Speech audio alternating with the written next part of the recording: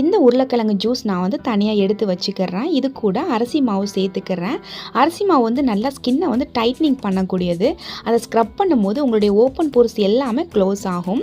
அடுத்தா நான் வந்து கொஞ்சமாக ஹனி சேர்த்துக்கிறேன். இந்த ஹனி வந்து நல்ல ஒரு மாய்ஸ்சரைசராக இருக்கக்கூடியது. ஹனியில் எக்கச்சக்கமான சத்துக்கள் அடங்கியிருக்கு. அடுத்ததாக காய்ச்சாத பால் எடுத்துக்கிறேன். பசும்பால் தான். ஸோ பசும்பால் நீங்கள் சேர்க்கும்போது அதில் இருக்கக்கூடிய லைட்டான ஒரு கொலஸ்ட்ரால் தன்மை உங்களுக்கு ஃபேஸில் வந்து நல்ல ஒரு மாய்ஸ்சரைசராக இருக்கும்.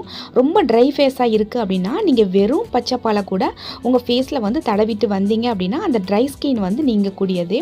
ஸோ இது எல்லாத்தையுமே சேர்த்து நல்ல ஒரு ஃபேஸ் பேக் ஒரு க்ரீமாக நான் வந்து ரெடி பண்ணிக்கிட்டேன்.